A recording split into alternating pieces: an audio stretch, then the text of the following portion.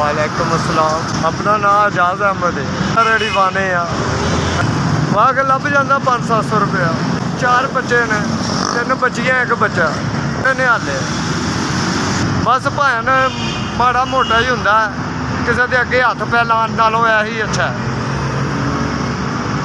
Sir रोन नालों तो यही बेहतर है। सबर शुगर करके टाइम पास करो अपना, ना किसी अगे हथ फैलाना पैंदा। अल्लाह वारस है, जेड़ा अल्लाह पाक ने लिखिया वो दे ही देता। हालात बड़े डाउन ने जनाब, की करिए, जेड़ा टाइम पास हुंदा वही करीदा।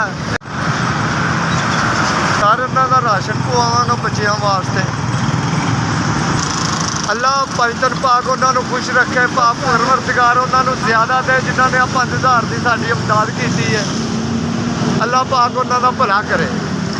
बड़ी गल है भाजी है जरा इन्ना कम किया, नहीं तो कि असी तो मानना कोई 10 रुपया देन दे रवादार नहीं। ऐसे अल्लाह पंजतन पाक तुहाडे बच्चियां की खैर करे, तुहाडा 2 जग ही भला करे, इस जग भी अगले जग भी। जिन्हों ने साड़ी 5000 की मदद की, अल्लाह पाक उन्होंने बच्चियां नूं सलामत रखे, वड्डियां जिंदगियां करे।